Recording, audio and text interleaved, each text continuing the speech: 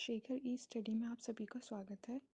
प्रिय विद्यार्थियों, हमारे इस ऑनलाइन इंस्टीट्यूट के माध्यम से आप सभी को गणित और हिंदी विषय का आधारभूत तरीके से अध्यापन कराया जाता है, जिसमें कहीं अगर थोड़ी बहुत त्रुटि हो जाती है तो उसके लिए हम क्षमा प्रार्थी हैं और इस संबंध में आपके सुझाव आमंत्रित हैं। धन्यवाद।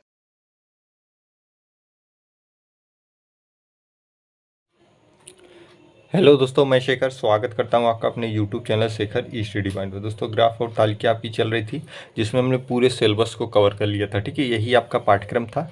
मैंने आपको पूरे पाठ्यक्रम की बता दिया है। ठीक है, प्रत्येक वीडियो आपको प्लेलिस्ट में मिल जाएंगे। एक प्लेलिस्ट बनी हुई है ग्राफ और तालिका की स्पेशल।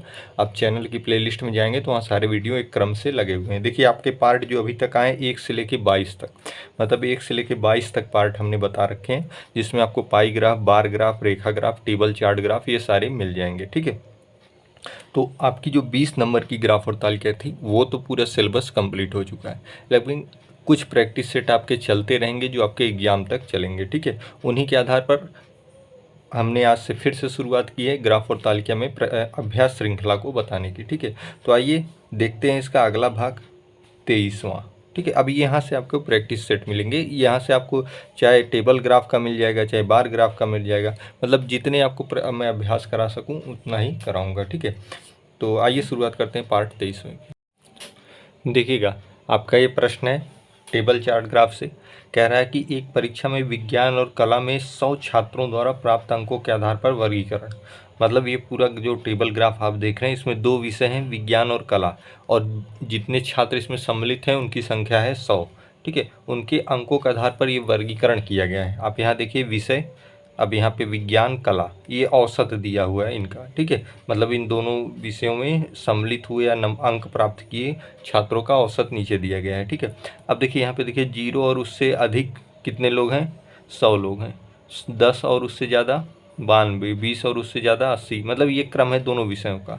ठीक है, 30 और उससे ज़्यादा 32 हैं, 40 और उससे ज़्यादा 4 हैं या 9 कह सकते हैं। दोनों विषयों के अलग अलग दिए गए हैं आंकड़े। ठीक है, इन्हीं का अध्ययन करके आपको इस प्रश्न को सॉल्व करना है। ठीक, देखिए, यदि विज्ञान के क्षेत्र में उच्च शिक्षा प्राप्त करने के लिए विज्ञान में कम से कम 60% आवश्यक हो। ठीक है, यदि विज्ञान के क्षेत्र में आप उच्च शिक्षा प्राप्त करना चाहते हैं, जैसे आपने साइंस एकेडमिक स्तर पे ली है, आप आगे साइंस के क्षेत्र में कुछ है बड़ा या उच्च शिक्षा प्राप्त करना चाहते हैं, उसके लिए आपको कम से कम 60% नंबर आवश्यक हो। तो विज्ञान के क्षेत्र में उच्च शिक्षा प्राप्त करने वाले कुल छात्रों की गणना कीजिए। तो मतलब ऐसे इस तालिका के आधार पर ऐसे कितने छात्र हैं जो आगे चलकर विज्ञान में उच्च शिक्षा प्राप्त कर लेंगे, अगर वो ये शर्त पूरी करते हैं, विज्ञान में कम से कम 60% आवश्यक हो। ठीक है, इस प्रश्न का यही मतलब है कि कोई एक विद्यार्थी है जो अगर एकेडमिक स्तर पर 60% अंक विज्ञान में पा जाता है तो वह विज्ञान के क्षेत्र में आगे चलकर अधिक अध्ययन या उच्च शिक्षा में अध्ययन कर पाएगा। ठीक है, तो उन्हीं की संख्या आपको बतानी है। देखिए, एक परीक्षा में विज्ञान और कला में 100 छात्रों द्वारा प्राप्त अंकों के आधार पर वर्गीकरण है। अब देखिए कुल अंक कितने हैं, देखिए यहाँ पे लिखा है कुल अंक। ठीक है, 50 में से प्राप्त अंक है, मतलब ये 50 क्या है, टोटल है, पूर्णांक है। ये 50 क्या है, पूर्णांक है। तो विज्ञान में कम से कम 60% आवश्यक हो। अच्छा, 60% आवश्यक, कैसे आप 60% निकाल पाएंगे जब आपको कुल अंक पता होगा। देखिए, जब कुल कितना है 50 है, आपको 60% आवश्यक अंक चाहिए, तो इसी का 60% कर दीजिए। 60% मतलब बटे 100, 0 0 से कट जाएगा, 6 5 में 30 होता है, क्या 30। ठीक है, मतलब इतने अंक कम से कम 30 अंक कम से कम क्या है होने चाहिए। 30 अंक जिसके होंगे, 30 प्लस होगा, तो वह उच्च शिक्षा प्राप्त कर लेगा। 60% मतलब 30 अंक, कैसे हमने निकाला, पूर्णांक का 60% निकाल दिया, 30 अंक। अब आपको देखना है 30 और उससे ज़्यादा कितने लोग हैं, ये 32 लोग हैं 30 और उससे ज़्यादा में, और 40 और उससे ज़्यादा 9 लोग हैं। ठीक है, 40 और उससे ज़्यादा कितने लोग हैं, 9 लोग हैं। तो यहाँ आपको ध्यान देने की बात है कि देखिए कुल प्राप्तांक अगर जो 30 अंक या इससे अधिक पा जाता है वह उच्च शिक्षा में जाएगा। तो 30 और उससे ज़्यादा 32 लोग पाए हैं, लेकिन इसी में देखिए 40 और उससे ज़्यादा भी सम्मिलित हैं। इसी 32 में 40 और उससे ज़्यादा भी सम्मिलित हैं। इनको केवल आपको 30 और 40 के बीच की संख्या निकालनी होगी, तो आप 9 माइनस कर देंगे, ये आएगा 23। ठीक है, ये 30 और 40 के बीच की संख्या है। ठीक है, के बीच की संख्या। भाई 30 और उससे ज़्यादा 32 लोग हैं तो भाई 30 प्लस मतलब उसमें 40 से ऊपर के भी आंकड़े आएंगे, सम्मिलित होंगे।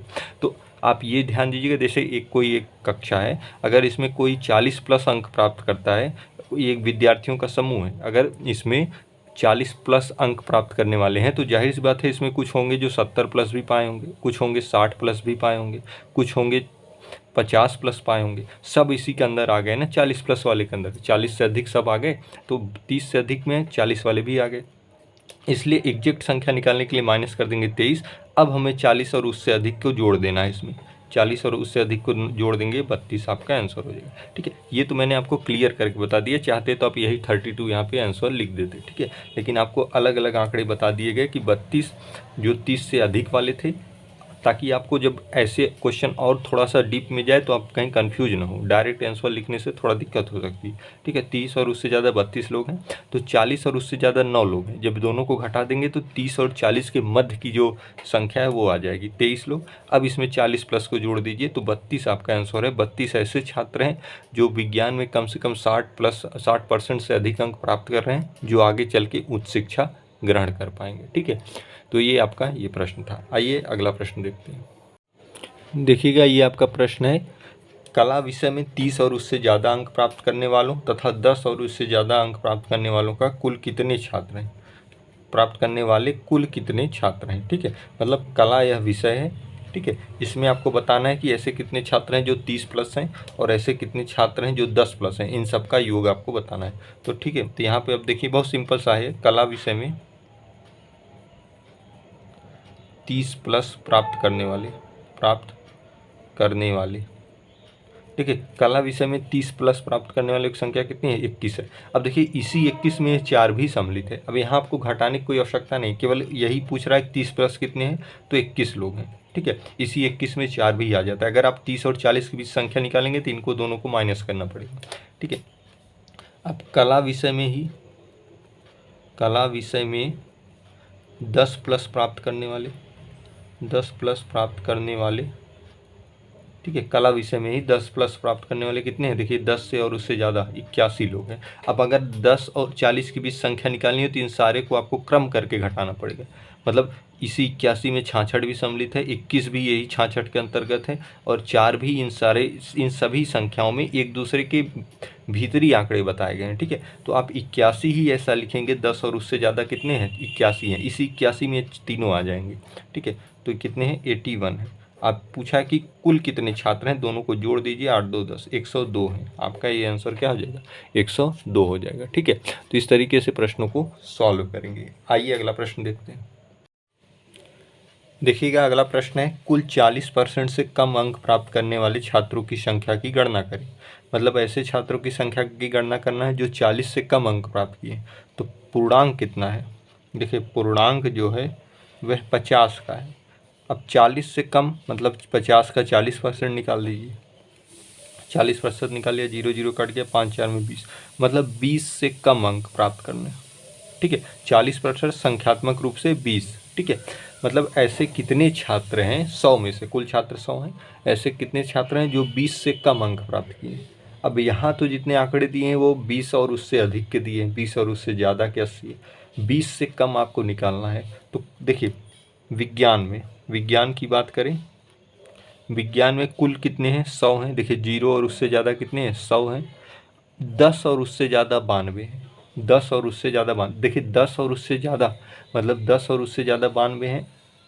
तो आप यहाँ पे ये देखेंगे 20 से आपसे कम की बात किया है, तो 10 और उससे ज़्यादा में 20 से कम वाले भी तो आ जाएंगे। 10 और उससे ज़्यादा में 20 से कम वालों की संख्या भी होगी। ठीक है, तो 10 और उससे ज़्यादा 92 हैं और विज्ञान में कुल कितने विज्ञान में कुल 0 और उससे ज़्यादा में 100 छात्र हैं। अगर ये हम 92 माइनस कर देते हैं तो ये 8 छात्र जो आएंगे ये 20 से कम में आ जाएंगे। ठीक है, किस में आ जाएंगे? 20 से कम में आ जाएंगे।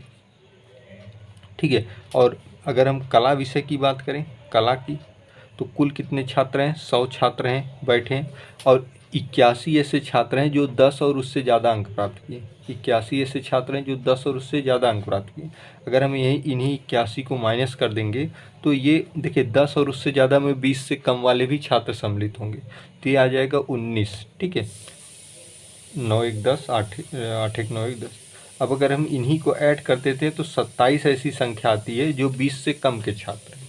27 ऐसी संख्या आती है जो क्या है, 20 से कम के छात्र हैं। ठीक है, तो इस चीज़ को आपको ध्यान देना होगा कि 10 और उससे ज़्यादा में 20 से कम वाले भी छात्र हैं। 0 और उससे ज़्यादा कुल कितने हैं, 100 हैं। अब 0 उससे ज़्यादा मतलब पूरा जितना भी अंक निर्धारित है, जितना परसेंटेज है उसमें सब आ गए। तो सब में से जब इसको घटा देंगे तो ये जो संख्याएं आएंगी ये क्या है, 8 जो संख्या है ये 20 से कम की भी संख्या है इसमें।